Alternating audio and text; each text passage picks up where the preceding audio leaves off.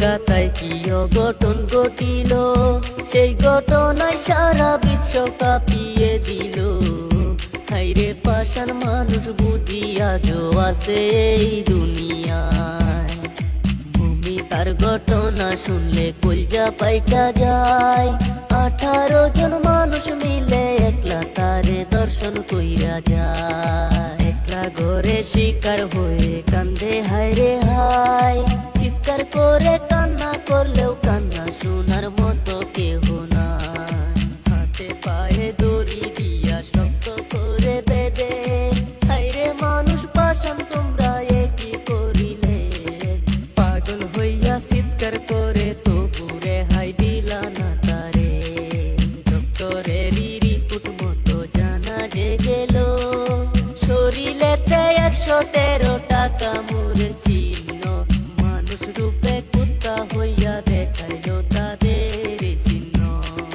মায়ের বুকটা খালি কইরা নীলা যে কেরে, এখন মায়ের চোখের জলে সাগর যায় ভেসে।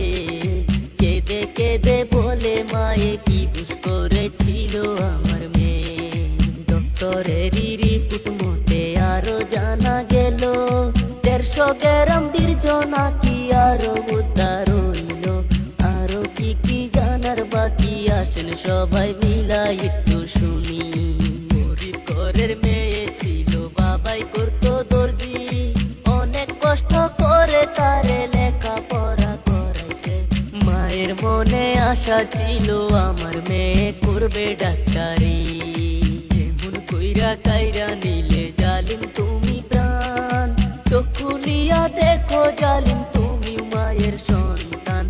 আরো যদি সবাই মিলা করো একটু মা জাতির সম্মান। দুনিয়াতে আইছি সবাই 2 দিনের মেহমান। কে থাকবে কে যাইবো আগে হিসাব জানা নাই।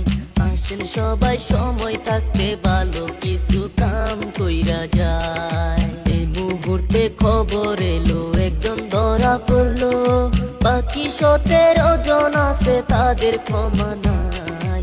আপনাদের মতামত কি কমেন্ট কইরা একটু বইলা যান। ভিডিওটা দেখার জন্য ধন্যবাদ জানাই।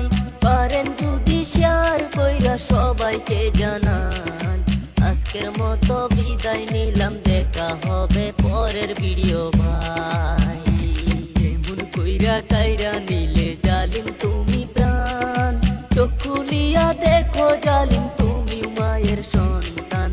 আরো যদি সবাই মিলা করো একটু মা জাতির সম্মান।